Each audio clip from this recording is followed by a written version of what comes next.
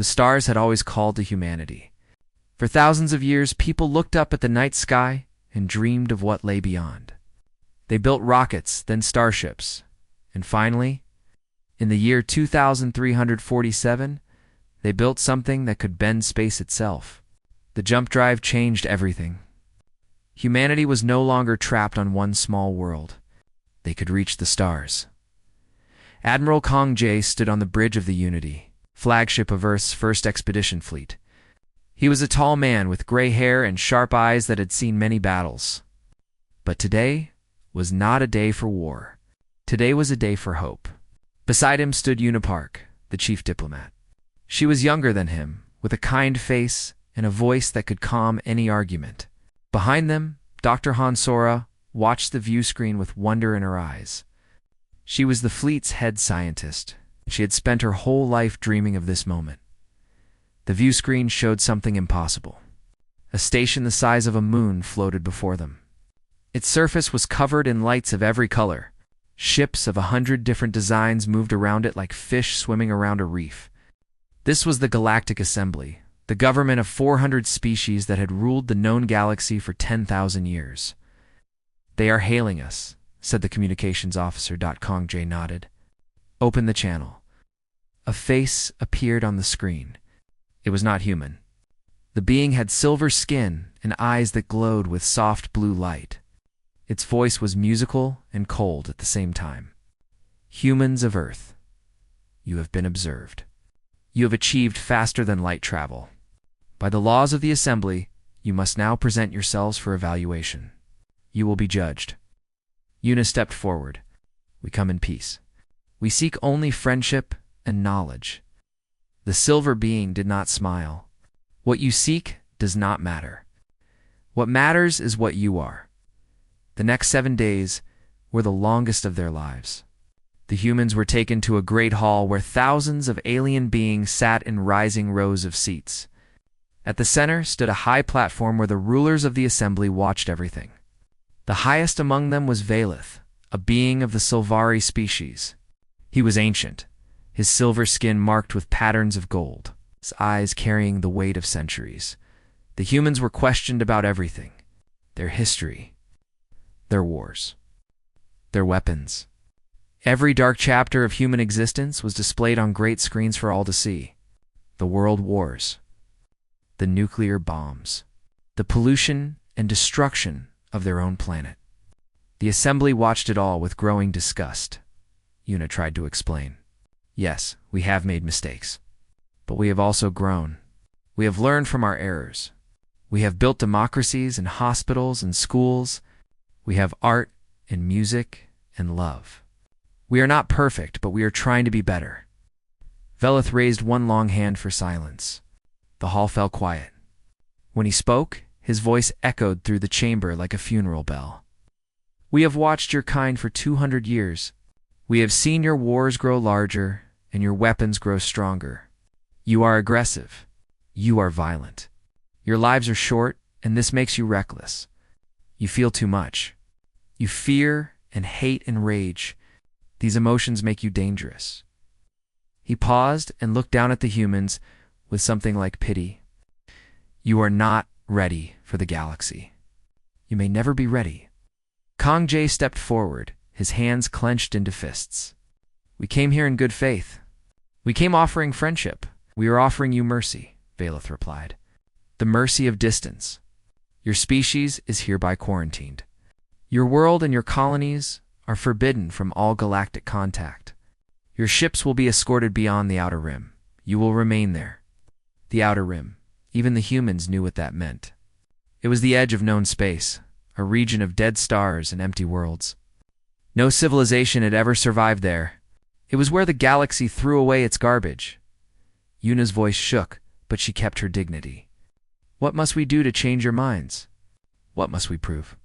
Veleth looked at her, and for a moment, something like sadness crossed his ancient face. "You cannot change what you are. Humans are destroyers by nature. It is written in your genes, in your history, in your very souls. The kindest thing we can do is let you destroy only yourselves, far from those you might harm." The journey to the Outer Rim took 3 months. The human fleet, once proud and hopeful, now moved like a funeral procession. Assembly warships surrounded them, ensuring they did not stray from the path. On the Unity, Admiral King J called a meeting of all senior officers. "They want us to die out here," he said. His voice was tired but not broken. "They expect us to fall apart, to fight among ourselves, to fade into nothing. They think they know what humans are." He looked around the room at the faces of his people. Some were angry. Some were afraid. Some were crying. But they do not know us. They have never seen what humans can do when we have no choice but to survive. Dr. Han Sora stood up. Her eyes were red from tears, but her voice was steady. "The Outer Rim is harsh, but it is not empty. There are resources there. There are worlds, even if they are difficult. Other species see only death in that place because they have never had to fight for survival. But we have. Our ancestors survived ice ages and plagues and wars. We are still here. We will still be here when those silver judges are dust." Unipark was quiet for a long time. She had believed in diplomacy. She had believed that reason and kindness could win any argument. That belief was broken now. But something else was growing in its place. Something harder and brighter. "They called us destroyers," she finally said. "Perhaps they are right. Perhaps destruction is in our nature." She looked up, and her eyes were dry now. "Then let us destroy their expectations. Let us destroy their predictions. Let us destroy every limit they tried to place on us. And in 100 years, when they look to the Outer Rim, let them see not a graveyard, but a kingdom." The assembly ships turned back at the edge of known space. The last message they sent was simple and cold. "May you find peace in isolation." Admiral Kung Jae watched them go. Then he turned to his crew and gave his final order as expedition commander. "Set course for the nearest star system. We have a civilization to build." Stars of the Outer Rim were dim and distant. But as the human fleet moved forward into the darkness, they carried something no assembly species had ever understood. They carried hope born from spite. They carried dreams forged in rejection. They carried the stubborn, unbreakable will of a species that had been told it would never be enough, and in the cold between the stars, that will begin to burn. 50 years passed in the darkness of the Outer Rim. 50 years of struggle, of loss, of small victories and terrible defeats. The first decade was the hardest. Ships broke down. Food ran short. Diseases spread through cramped living spaces. Many people died, and those who lived sometimes wished they had not. But humans did what humans have always done. They adapted. They survived. They refused to disappear. Captain Tae Woo stood on the observation deck of his ship, Seeker, and looked out at the fleet he had built.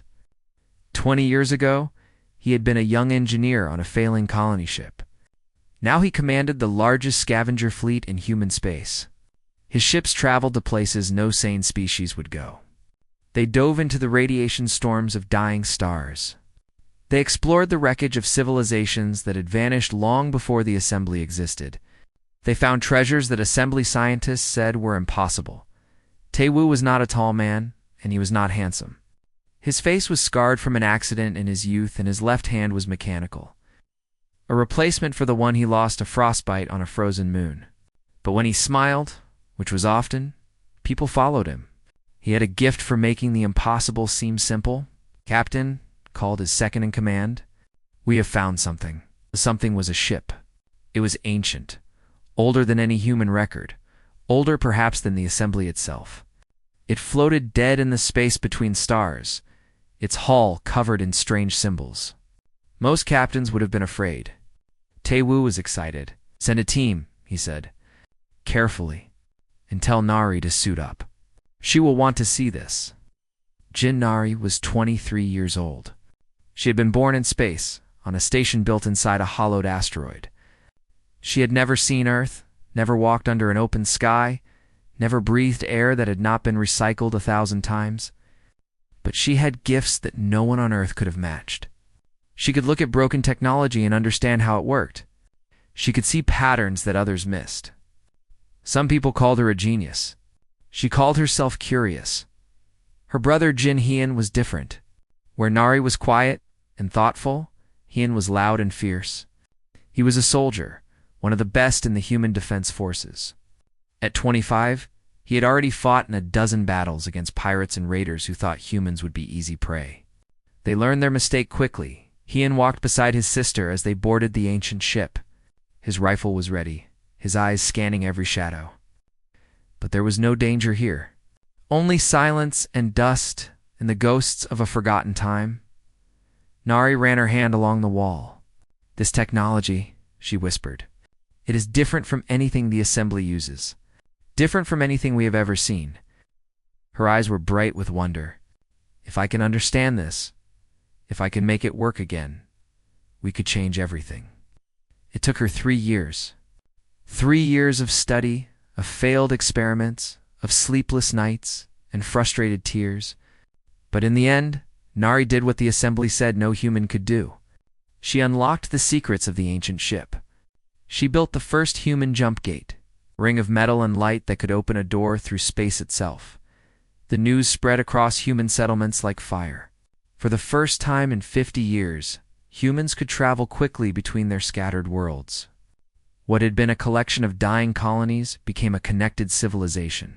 Trade flowed. Ideas spread. Hope grew. Elder Una Park heard the news on her 80th birthday. She was old now, her hair white, her body frail. But her mind was still sharp, and her spirit was still strong. She had become more than a diplomat in the years of exile. She had become a symbol, a reminder of where humans had come from and why they kept fighting. "They said we would destroy ourselves," she told the young people who came to hear her speak. "They looked at our history and saw only war and death. But they missed something important. They missed the other half of our story. Yes, we have fought wars, but we have also ended them. Yes, we have caused destruction, but we have also built wonders. We are not one thing or another. We are both. And out here in the darkness, we are choosing which half to feed." That year, the first refugees arrived from Assembly Space. They were a small species called the Ven, gentle beings with 4 arms and soft blue skin. The Assembly had declared them economically inefficient and removed them from their homeworld to make room for a more productive species. They had nowhere to go. So they came to the Outer Rim, hoping that the exiled humans might show them mercy. Some humans wanted to turn them away. Resources were limited. Times were hard. Why should they help strangers when they could barely help themselves? But Jin Han, who had fought so many battles, spoke against this. "We know what it feels like to be cast out," he said. "We know the pain of being told you are not worthy. If we turn these people away, we become what the Assembly always said we were. We become the monsters they wanted us to be." The Ven were welcomed. They were given food and shelter and a place to build new lives. And they were not the last. Over the next decade, more refugees came. Species rejected by the Assembly for being too weak, too different, too strange. Humans took them all in. Slowly, a new kind of civilization began to form. Not a human empire, but a coalition of the unwanted, the forgotten, thrown away. Tae-woo watched this change with pride. He was getting old now, his beard gray, his mechanical hand worn from years of use. But he still flew his ship, still searched the darkness for treasures. "You know what I love about humans?" he said to Nari one night as they watched the stars. "We are too stupid to know when we should give up. The Assembly gave us a death sentence. They put us in a grave and waited for us to die. And what did we do? We built a house in that grave. We planted gardens. We made it home." Nari smiled. Her jump gate network was growing every year. Soon, human space would be more connected than Assembly space itself. "They thought they knew us," she said. "They studied our history and made their judgments. But history is not destiny. We write our own story now." On Earth, abandoned and quarantined, the wind blew through empty cities. Grass grew through cracked streets. Animals reclaimed what humans had left behind. But far away, in the cold dark of the Outer Rim, the children of Earth were building something new. Something the Assembly had never imagined. Something that would one day shake the foundations of galactic power Jin. Hyun trained his soldiers for wars he hoped would never come. Janari dreamed of technologies that would remake the stars. Taewoo searched for wonders in the wreckage of lost civilizations. An elder Unipark told stories to children who would never know the pain of exile, only the pride of survival. 50 years in the wilderness. 50 years of darkness. And from that darkness, a light was beginning to shine. The humans were not just surviving anymore. They were rising. 100 years after the exile, the Outer Rim was no longer a graveyard. It was the heart of a new civilization called the Human Sovereignty. But the name was not quite right anymore. Yes, humans had built it. Yes, humans still led it. But now 12 other species called it home.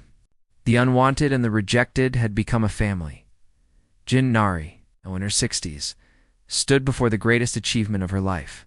The Horizon Gate hung in space like a ring of captured lightning. It was massive, 10 kilometers across. Its surface covered in symbols that mixed human engineering with the ancient technology she had spent her life studying. When activated, it could open a door to anywhere in sovereignty space instantly. No travel time. No fuel costs. Just step through and arrive. Today, she said to the thousands watching the broadcast, we connect our final world. Today, every human colony, every allied settlement, every outpost and station becomes a neighbor. Distance dies today. We are no longer scattered. We are one. The gate activated. Light poured through it like water through a broken dam. On the other side, she could see another world, green and blue. A planet that humans had made livable through decades of hard work. Cheers erupted across 100 worlds. Jin, Nari, called the architect by those who loved her, allowed herself a small smile, but not everyone celebrated. Far away in assembly space, the rulers watched with growing concern. High Arbiter Velith had died 40 years ago, but his successors continued his work. They had expected humanity to fade away. They had expected stories of human settlements collapsing, of civil wars and famines and slow extinction. Instead, they heard stories of impossible achievements, of worlds made green, of technologies reverse-engineered from ruins the assembly had abandoned as worthless, of refugees praising human kindness. This is unacceptable, said Arbiter Kale, the current leader of the Assembly Council. He was younger than Velith, more nervous, less certain. They were supposed to die. Perhaps, said one of his advisors, we should send an envoy. Offer them limited trade rights. Bring them back under our influence. Kale considered this. It was a good plan. Humans were emotional creatures. Offer them a little acceptance, and they would be grateful. Then the assembly could control them, use them, keep them contained. The envoy arrived at the sovereignty capital 3 months later. He was met by President Kang Mina, granddaughter of the admiral who had led humanity into exile. She was in her 40s, with her grandfather's sharp eyes and her grandmother's patient smile. Behind her stood Admiral Jin Hayan, his hair now white, his body still strong. His hand rested on the ceremonial sword at his side. The envoy delivered his message with practiced smoothness. The assembly recognizes the progress humanity has made. We are prepared to offer conditional readmission to galactic society. You would have limited trade rights with assembly worlds. In exchange, you would disband your military forces and share your technological developments with the assembly for review and approval. Mina listened politely.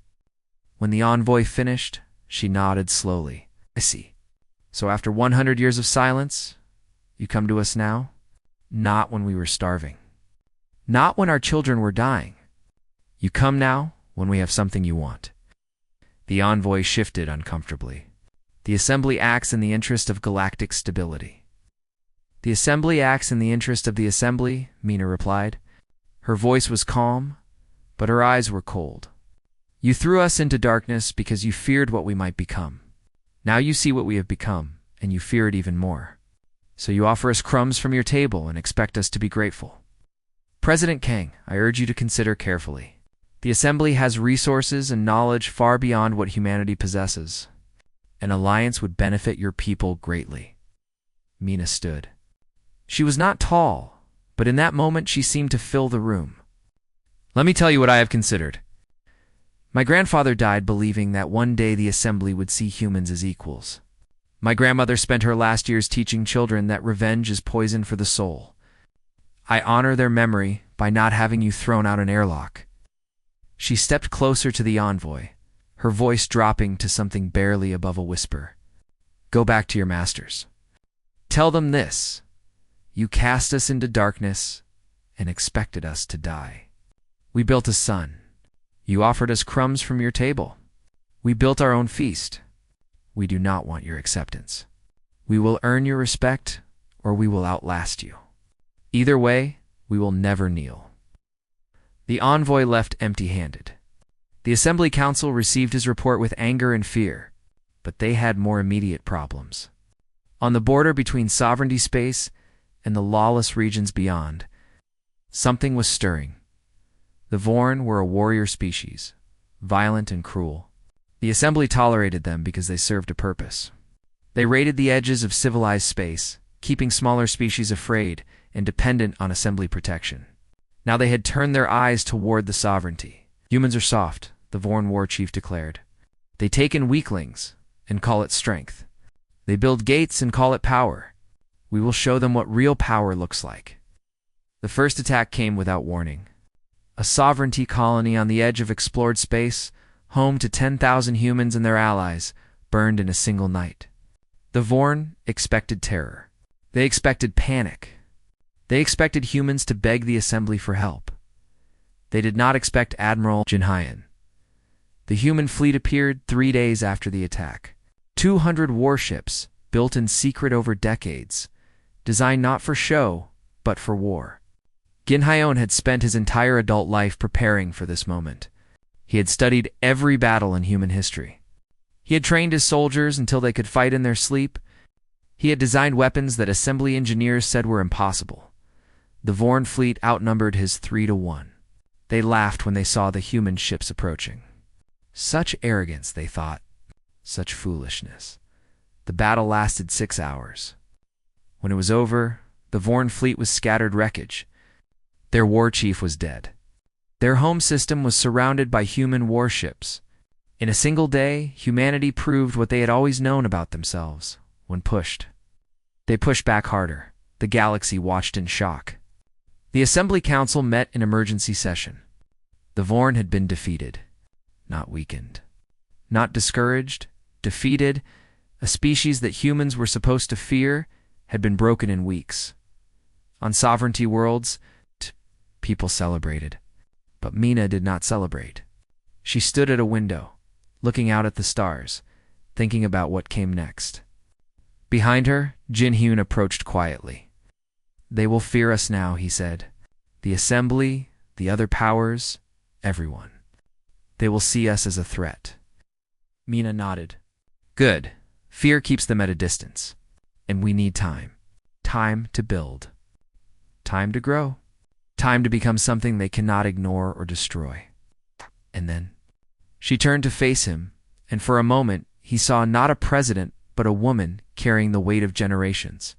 "And then we show them the rest of what humanity can be. Not just warriors. Not just survivors. Something more. Something better."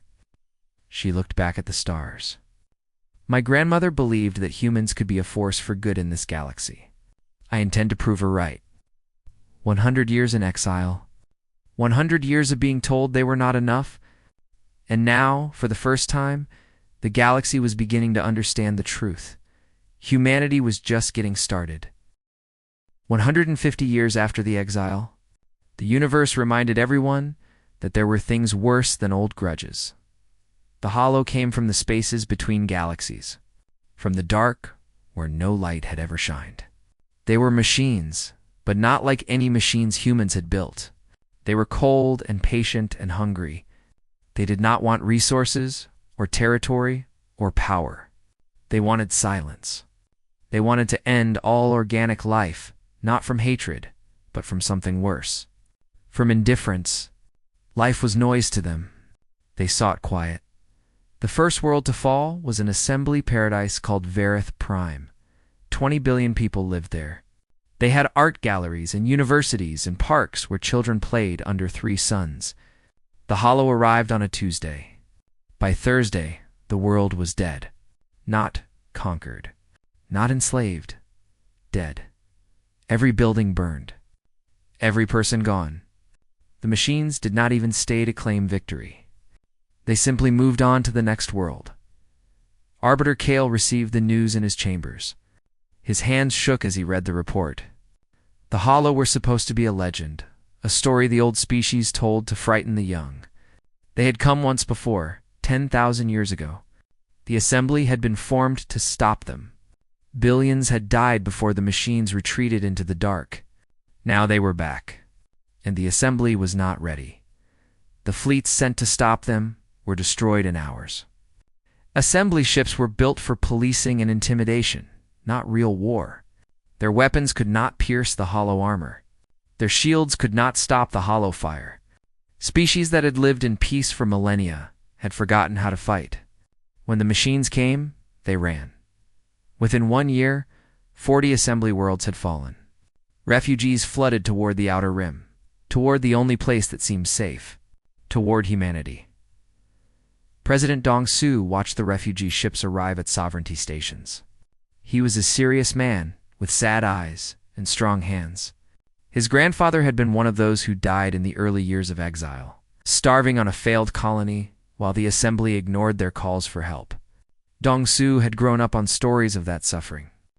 He had good reason to hate. "Let them burn," said some of his advisors. "They left us to die. Now, the universe is giving them what they deserve."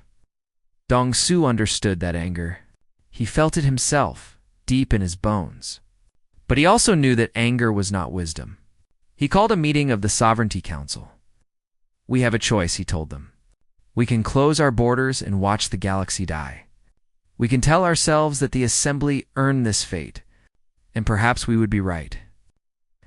But what kind of people do we want to be? What do we want our children to remember about us?" The debate lasted 3 days. Voices were raised. Fists were pounded on tables. Some said humanity owed the galaxy nothing. Others said humanity owed itself everything. On the third day, an old woman asked to speak. She was 90 years old, her hair white as snow, her body bent with age. But her eyes were clear and bright. Her name was Bora Lee, and she had spent her entire life as a diplomat, building bridges between humans and their allies. "I have lived a long time," Bora said, her voice soft but steady. "I remember the stories my grandmother told me about the exile. I remember the pain and the anger. But I also remember something else. I remember the Ven, how they came to us with nothing, and we gave them everything. I remember the other species who joined us, how they became family. We did not help them because they deserved it. We helped them because we remembered what it felt like to need help and receive none." She looked around the room, meeting every eye. "The assembly wronged us. That is true. But the people dying now are not the ones who made that choice. They are farmers and teachers and children. They are scared and alone and desperate. If we turn our backs on them, we become what Velith always said we were. We become destroyers. But if we help them, if we save them even though they never saved us, we prove him wrong forever. We prove that humanity is not defined by its worst moments, but by its best." The vote was close. But in the end, the sovereignty chose mercy. Arbiter Kale came to the human capital himself. It was the first time an assembly leader had ever visited sovereignty space. He was surprised by what he found. Clean cities. Happy people. Technology that made assembly achievements look primitive and everywhere. Humans and aliens living together in peace. Dong-Su received him in a simple room with plain chairs and no decoration. He did not dress up for the occasion. He did not pretend to be impressed. "You need our help," Dong-Su said. It was not a question. Kale nodded. His pride was choking him, but he forced the words out. "Yes, the Hollow cannot be stopped. Our fleets are destroyed. Our worlds are falling. You are our only hope. The same assembly that said we were unfit for civilization. The same assembly that predicted we would destroy ourselves. Yes." Kale's voice was barely a whisper. "We were wrong. About everything. Sue was quiet for a long moment. Then he stood and walked to the window. Outside, he could see children playing in a park. Human children and Ven children and children of a dozen other species, all laughing together. "My grandfather died hungry and cold while your ships watched from orbit," he said. "I could hate you for that. I do hate you for that, sometimes, late at night when the memories are strong." He turned back to face Kale. "But my grandmother taught me something. She said that hate is a fire that burns the one who holds it. She said that the greatest victory is not destroying your enemy, but proving them wrong about who you are." He extended his hand. "We will help you. Not as servants, as equals. We will fight beside you, not beneath you. And when this is over, the galaxy will remember that when humanity had the chance for revenge, we chose something better." Kale took his hand. His grip was weak, his palms sweaty. He looked like a man who had just been saved from drowning. "Thank you. I do not deserve this." "No," Dong-Su agreed. "You do not. But the people dying out there deserve a chance to live. That is enough." The Treaty of Horizon was signed 1 week later. For the first time in 150 years, humanity and the Assembly stood together. Human fleets moved into assembly space, not as conquerors, but as defenders. Human engineers taught assembly scientists how to build better weapons. Human doctors healed assembly wounded. Fleet Admiral Yang Hanna took command of the combined forces. She was young for such responsibility, only 35, but she had proven herself in dozens of battles. She was calm under pressure, creative in crisis, and absolutely fearless. "The Hollow are not like any enemy we have faced," she told her officers. "They do not fear death. They do not make mistakes from emotion. They cannot be negotiated with or intimidated. They can only be destroyed." She looked around the room, seeing humans and assembly species sitting side by side.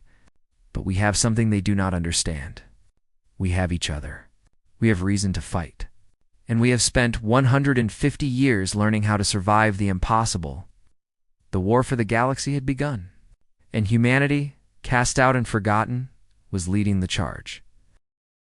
The war against the Hollow lasted 5 terrible years. 5 years of burning worlds and desperate battles. 5 years of sacrifice and loss. The galaxy learned many lessons during those years. The most important lesson was about humanity. Assembly species, raised in comfort and peace, broke under the pressure. Their soldiers fled from battle. Their leaders made excuses. Their people panicked and turned on each other. Centuries of easy living had made them soft. They had forgotten what it meant to truly struggle. But humans had never forgotten. The children of exile, raised in the harsh darkness of the Outer Rim, knew how to endure. When assembly soldiers retreated, humans held the line. When assembly worlds fell into chaos, humans brought order. When everyone else gave up hope, humans kept fighting. Fleet Admiral Yang Hanna stood on the bridge of her flagship, the Eternal Dawn, watching the latest battle reports. The news was bad. The Hollow had adapted to human tactics. Their forces were larger than ever. And now, finally, human intelligence had located their central mind, the vast machine consciousness that controlled every Hollow unit in the galaxy. "It is in the Void Reach," her intelligence officer reported. "A fortress system protected by a fleet of at least 10 billion ships. Our entire combined force would not be enough to break through." Hannah studied the data in silence. She was 40 now, her face lined with the weight of command. She had led humanity through the worst war in its history. She had won battles that everyone said were impossible. But this was different. This was not a battle. This was the end. "There's another way," she said finally. "A small fleet could slip through their defenses, while a larger force draws their attention. If we can get a ship close enough to the central mind, we can deliver the weapon." The weapon was humanity's last hope. A device that could disrupt machine consciousness, scrambling the signals that held the Hollow together. But it had to be detonated at close range. Within the fortress itself? That would be a suicide mission, her officer said quietly. "Yes," Hannah's voice was steady. "It would." She called for volunteers. She expected perhaps 100 brave souls. Instead, 30,000 answered. Humans, Ven, and every other species that had found a home in the sovereignty. They all wanted to be part of the final fight. Hannah chose carefully. She picked pilots who had no families to leave behind, scientists who understood the weapon, soldiers who had proven themselves in battle, and she chose one more. Herself. President Dong Su tried to stop her. The sovereignty needs you, he argued. The alliance needs you. You cannot throw your life away. Hannah smiled, a rare expression on her serious face. The sovereignty needs a victory. The alliance needs hope. I can give them both. She placed her hand on his shoulder. My grandmother was Nari Jin, the architect. My grandfather was Hyunjin, the shield. They built this civilization. They saved our people. Now it is my turn to do the same. The mission launched on a cold morning. 200 ships, carrying 5,000 volunteers. Hannah stood at the front of the fleet, her eyes fixed on the distant stars. Behind her, the combined forces of humanity and the assembly prepared for the greatest battle in history. The diversion worked. The main fleet attacked the hollow from every direction, drawing their ships away from the fortress. Casualties were terrible. Hundreds of ships fell in the first hour, but they held the line. They gave Hannah the opening she needed. Her small fleet slipped through the chaos. They lost ships along the way. 80 became 60. 60 became 40. 40 became 20. But they pushed forward, fighting through every obstacle, refusing to stop. When they finally reached the fortress, only 12 ships remained. Hannah looked at her crew, at the faces of humans and aliens who had chosen to die beside her. She felt such pride, such love. You all know what we are doing, she said. You all know what it costs. But I want you to know something else. For 150 years, the galaxy called us monsters. They said we were destroyers, that we were unfit for civilization. Today, we prove them wrong. Today, we do not destroy for hatred or fear. We destroy for love. For the people waiting at home, for the children who will live because we died, for every soul in this galaxy who deserves a chance to see tomorrow. She activated the CUM system for one final broadcast. Every world in the galaxy heard her voice. This is Fleet Admiral Young Hannah of the Human Sovereignty. We are about to destroy the Hollow forever. I want you all to remember something. They called us destroyers. They were right. We destroy what threatens those we love. We destroy the darkness so that light can grow. We destroy despair so that hope can live. This is what humanity has always been. This is what we will always be. Not monsters. Not saviors. Just people who refuse to give up. The weapon detonated. Light filled the void, brighter than 1,000 suns. The fortress cracked. The hollow shattered. Across the galaxy, 10 billion machines went dark at the same moment, falling silent forever. And young Hannah, daughter of exiles, granddaughter of heroes, took her place among the stars. The galaxy mourned. Humans and assembly species together, weeping for those who had given everything. Monuments were built. Songs were written. The names of the 5,000 volunteers were carved in stone on 100 worlds. When the grief finally faded, the work of rebuilding began. Arbiter Kale came to President Dong Su with an offer. The Assembly wanted to give humanity the highest honor in their power, a permanent seat on the High Council. Dong Su listened politely. Then he shook his head. "We do not want a seat on your council," he said. "We do not want to join your system. Your system was built on judgment and exclusion. It failed because it threw away everyone who was different." "Right. Then what do you want?" Dong Su smiled. "I want something better. A new system. Not an assembly where the powerful judge the weak. A union where every species has a voice. Where no one is cast out. Where the youngest civilization stands equal with the oldest." He extended his hand. "Join us, not as leaders. As partners, Galactic Union was established 1 year later. It was not perfect. Nothing built by flawed beings ever is, but it was better. It was built on the lessons humanity had learned in the darkness. That strength comes from unity. That mercy is not weakness. that the measure of a civilization is how it treats those with nothing to offer. Humans did not take a throne of dominion. They took a throne of service. They became the builders and the healers and the defenders. They became the ones who remembered what it felt like to be rejected, and who made sure no one would feel that way again, 200 years after the exile. A young girl walked through a memorial on Earth. The planet was green again now, its cities rebuilt, its air clean. People had returned home at last. The girl stopped before a wall of carved stone. She read the words written there, the final words of Elder Una Park, who had died 60 years after the exile, with a smile on her face. They told us we were born to destroy. They were half right. We were born to destroy despair, to destroy hopelessness, to destroy the lie that any soul is beyond redemption. We were cast out by the galaxy, and among the stars, we found ourselves. The girl touched the stone with gentle fingers. She was the great-great-granddaughter of refugees who had fled to humanity when no one else would take them. She was living proof of everything Una had believed. She looked up at the sky, where stars were beginning to appear in the evening dark. Somewhere up there, humans were building new worlds. Somewhere up there, the children of exiles were reaching for galaxies no one had ever seen. "Thank you," she whispered to the stone, to the memory, to the stubborn, beautiful species that had refused to die. "Thank you for not giving up." The stars twinkled in answer, and in the quiet of that sacred place, it almost seemed like they were smiling.